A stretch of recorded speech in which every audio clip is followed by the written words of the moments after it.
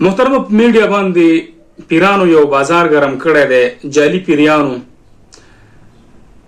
خلک تقسیم کوي، یو ته اصلي وي، یو ته جعلي وي، او بعضې داسې عاملین چې هغې ته هم نوم د جعلي عامل دا ایښودلی دی. دا ښه اصلي عامل وي، خو چې کله بیا په دې غلطو کرتوتونو باندې ګیر شي نو بیا د عوام ورته وایي دا جعلي عامل. محترمو دوه قسمه خلک دي په دې خلکو کې چې یو د الله والا دی، دلیل او علاج د دوی په دلیل باندې دا بناوي او د قرآن او حدیث نه علاج کوي، او یو هغه خلک دي چې دا علاج کوي د خلکو په سحر باندې، په جادو باندې، په کوړی منترو باندې، او پیریان ځان تابع کړي په زوره باندې، په هغې باندې دا کارونه کوي. د اول قسم خلک دې سره د الله مرسته او مدد وي، څوک چې په قرآن او حدیث باندې علاج د خلکو کوي او په هغې باندې خلک دمی او الله رب العالمین په هغې کې اثر اچولی، دا خلک ورسره ښه کېږي. دې سره د الله رب العالمین مرسته او مدد دا وي.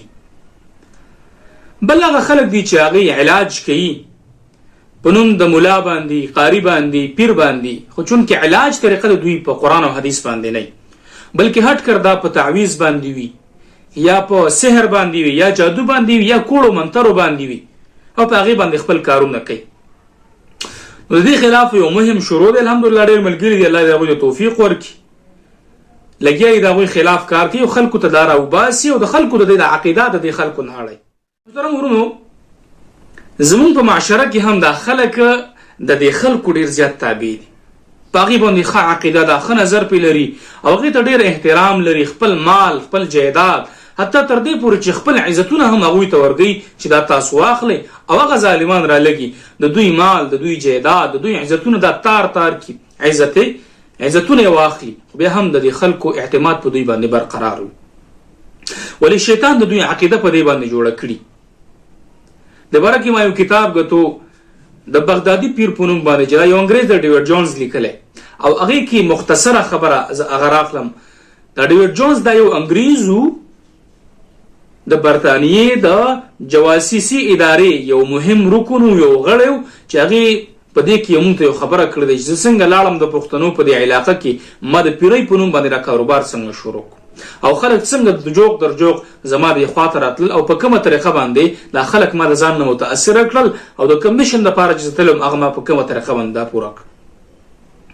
نن هم دغه پیران، دغه عاملان، او دا د تصوف په نوم باندې دا د دین دشمنان، بدعتیان، قبوریان، مشرکان چې کله په دین کې یو خبر رادنه کوي د دین حصه ګرځي، او کله بله، او ټول چې راجمع کړو د دې ټول کارونه دله چې موږ ضرب ورکړو د دې صرف خېټه غرض دی، خېټه غوړول، غوښه خوړل، پولاو خوړل، زردې خوړل، دغه مقصد دی. روپۍ اخیستل او د خلکو عزتونه لوټ کول، دغه د دوی مقصد دی، بل یې نشته، چې ځان ښه کړي او بل تباه او برباد کړي. محترمو، په پنجاب کې واقعه شوې وه، یو عالم د خولې نه ما اورېدلی، هغه وایي چې په پنجاب کې داسې خلکو، داسې پیرانو چې هغوی د خلکو عزتونه لوټ کړي په دې نوم باندې، د حلالي په نوم باندې، د تعویز په نوم باندې، او د نورو عزتونو، د دې نورو قصو په وجه باندې هغوی د خلکو عزتونه لوټ کړي. محترمو، نن چې زه تاسو سره په دې ویډیو کلیپ کې یو خبره کول غواړم، هغه د دې کاغذونو متعلق دی چې زما مخې ته دا موجود دی. دا به تاسو ته پر سکرین باندې هم راشي چې یو دا کاغذ دی چې په دې کې ډېر عجیبه الفاظ لیکلي، او یو دا تعویز دی چې په دې کې هم ډېر عجیبه لیکل شوي دي.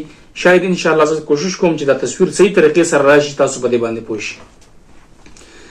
دا یو تعویز موږ د یو قاري صاحب نه اخیستی چې خپله حافظ و، او د شیرګړ کې یو مدرسه ده چې هغه نامي ګرامي مدرسه ده، او د داسې یو عالم مدرسه ده چې هغه په تېر وخت کې وډونو ته هم ولاړو چې ډېر لوړ نوم او مقام لري.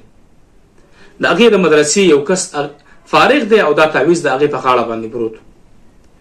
ما ورته دا تعویز تا ولې کړی دی؟ وایي چې زه یېرېږم، نو د یېرې د وجې نه دا تعویز چې کوم دی ما کړی دی. ما چې کله دا تعویز کولاو کو، نو په دې کې تشې انسي لیکلي، عربۍ انسي لیکلي 359 او 351 او 337 دغه انسي دی چې دا تکرار شوي. دا بل تعویز موږ د یو کس نه اخیستی، عام کسو، وای دا هم ماته د یېرې تعویز دا یو ملا کړی چې په دې تعویز کې دا به تاسو ته ښکاره شي چې داسې الفاظ لیکلي دي چې هغه کفري الفاظ دي.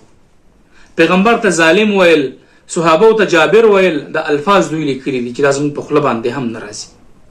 محترمو، غرض او مقصد مې دا دی د کلیپ چې دا تعویذونه، دا کوړي، دا منترې، دا تارونه، دا لاکټونه دا په اسلام کې نشته.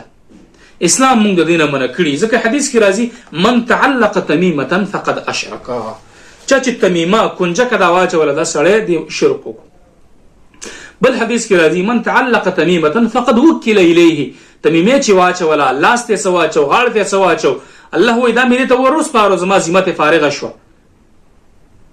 خو دلته بعضې خلک دي چې هغوی د تعویض بیا جواز ورکوي.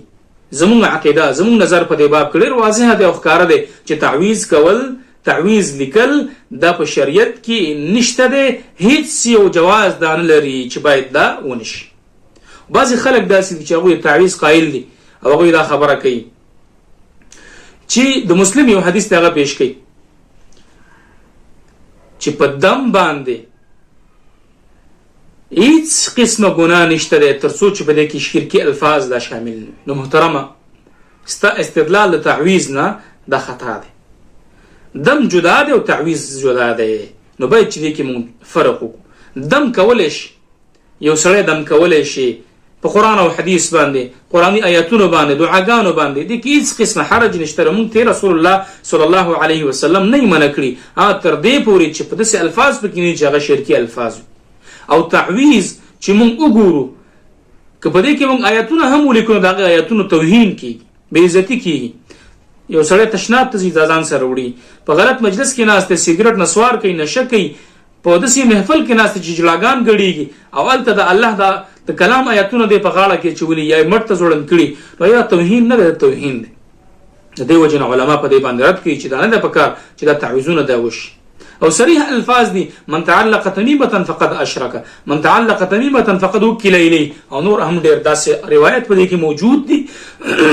نو باید چې موږ ځان د دې کارونه وساتو او دې خلکو ته خپلې ښځې، خپل خویندې، خپل میاندې، خپل عزتونه دا وړاندې نو کو، ځکه چې دې ظالمانو د ډېرو خلکو عزتونه ترلاسه کړل، تار کړل، په دشمنیو باندې خلک واوړېدل. نو باید چې موږ یو مسله مونږ ته راځي، هغه قرآن او حدیث ته راولو، هغه خلکو ته لاړ شو چې هغه په قرآن باندې پوهېږي، قرآن او حدیث یې ویلی، هغې په خپله زندګۍ کې عملي کړی، په هغې باندې ځان دم کو.